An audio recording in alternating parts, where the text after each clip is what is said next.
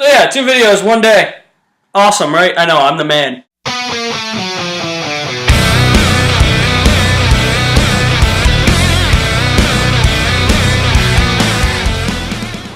The Hunger Games Mockingjay, Part 1, because you know, they have to split the last book into 2 movies because Hollywood is all about this nowadays. So in Hunger Games Mockingjay Part 1, all the districts of Pan Am except District 13 have all been bombed. The whole world is pretty much devastated. It's all gone to shit. And Katniss Everdeen, played by Jennifer Lawrence, who is fugly as shit in this movie, meets President Alma Coin, played by Julie Ann Moore. Coin is from District 13, but she's a rebel leader. She wants to take down District 13. She wants to team with Plutarch Heavensbee, who's played by Philip Seymour Hoffman, to film these propaganda videos starring Katniss Everdeen as propaganda against District 13 to try and get the other districts of Pan Am to rise up with District 12 and start a revolution so that they can go bomb the living bejesus at District 13 and kill President Snow. That way Katniss and Peeta can bang each other and live happily ever after. That would mean no more of this I like you but I don't like you because I like Peeta bullshit with Gale. For all you crazy Hunger Games fangirls out there, you do realize that is Liam Hemsworth, right? You know that's not Chris Hemsworth. You know who's the better actor of the 2, right? You better. Now this Hunger Games movie, yes, better than the first Hunger Games movie. And I'll tell you why in a minute. And no, worse than the second Hunger Games movie, and I'll tell you why. Here's the thing with the Hunger Games movies for me, and the books for that matter. I have the books, I haven't read them yet, and I plan to read them, because I want to see what the differences are. And I hear that they're in the first person, they're like told in Katniss's eyes, which I think is pretty interesting.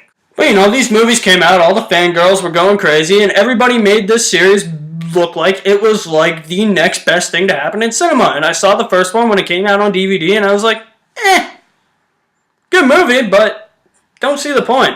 Don't see the big deal, really don't care. And I saw Catching Fire, which is the sequel, and I was like, okay, yeah, now that was a good movie. If the first one was like that, I'd be like, yeah, I see what the big deal is. The second one was like that. I can't say that the series is now good because of Catching Fire. It's still, I mean, they're still good movies, but I still don't see the big deal. Catching Fire was still really good, but I still don't see the big deal about this. In this movie, first problem with this movie, it's 2 parts. Like I said, this is what they want. The precious.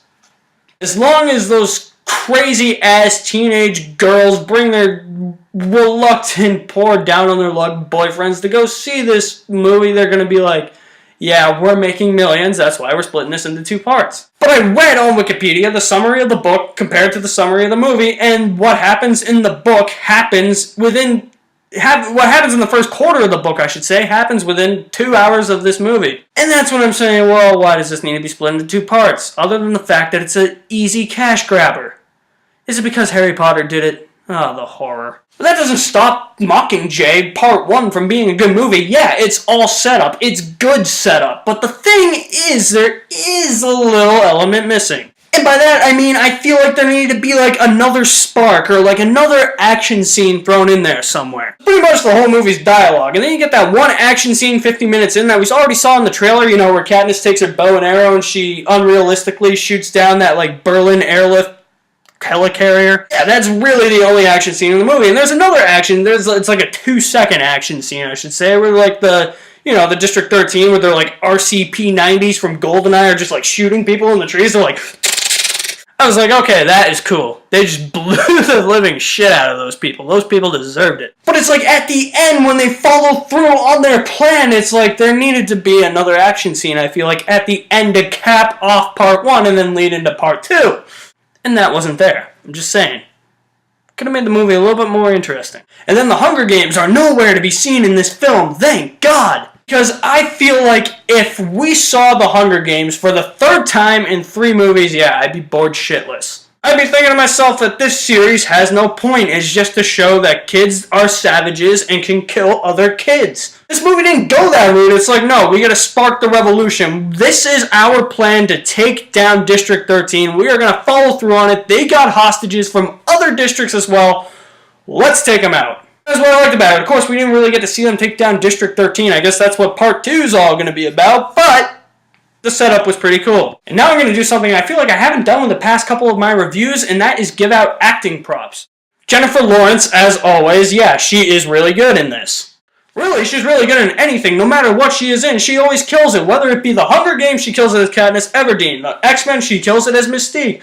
American Hustle, Silver Linings Playbook, she killed it. Anything she's in, even if it's a shit movie, she is good. And plus two, she is beautiful. She is attractive. She is good to look at. In this though, holy shit, she is not good to look at. She looks like she is 40 and smoking 10 packs a day.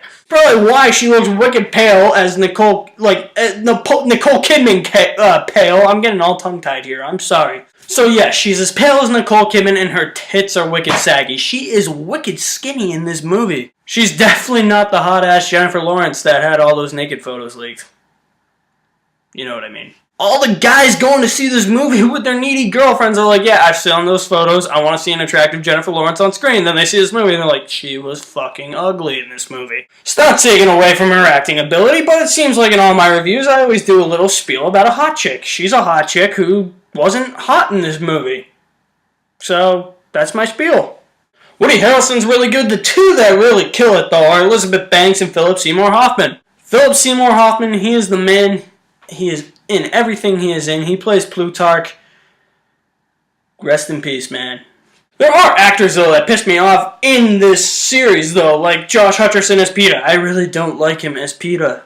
Nor do I really like Liam Hemsworth, but all the chicks love Liam Hemsworth. I'm getting tongue-tied again. Liam Hemsworth, so yeah, I guess he's got to be in this movie. When we all know that Chris Hemsworth has more talent and is the better actor of the brothers. Liam Hemsworth, he always struck me as like the Justin Bieber guy. Like he always reminded me of like Justin Bieber. If Justin Bieber grew up but didn't quite become a man.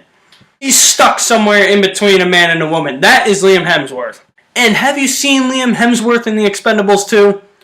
If you haven't, watch The Expendables 2 and you'll understand why I don't like him as an actor. Don't have to explain why here when you can just watch The Expendables 2 and see why he's a terrible actor. Peeta's evolution as a character, though, yeah, I like that. I won't spoil it for you, but holy shit, that end, whoa. What are they gonna do? We know that Peeta is trapped in District 13 and they're trying to like mind fuck with him, but it's like, does it work? Does it not work? Well, you'll see when you watch the movie.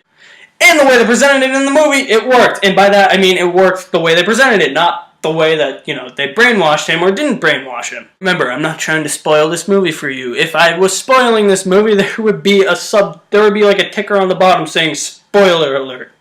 So The Hunger Games Mockingjay, Part 1 is a good movie. I like it better than The Hunger Games. Not as much as Catching Fire, though. It did need another spark in there towards the end. It was very dialogue heavy, and people might get bored with that. But it did have good acting. All the dialogue was delivered well. It was written well. Set up well for Part 2. I like the fact that the Hunger Games series has now become like a full-blown revolution instead of just kids in a arena beating the living shit out of each other and saying, yeah, I'm the winner, I'm the king of the world. So with that, I would say Hunger Games Mockingjay is definitely a movie I would buy on Blu-ray.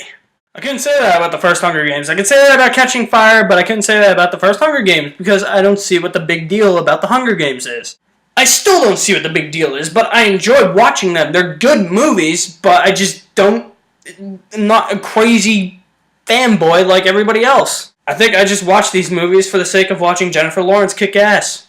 Plus 2, she's hot. So what do you guys think of The Hunger Games Mockingjay Part 1? If you have seen it, I want some feedback, so whatever you thought about this movie, drop me a comment in the comments section below. And do not forget to tune in tomorrow. I will be doing a video tomorrow on the James Bond 24 cast and title and give my thoughts on what I think that movie is gonna be like. So yeah, tune in for that. I'm gonna do a video on that. But for more reviews from me on music, movies, video games, and TV shows, hit the subscribe button.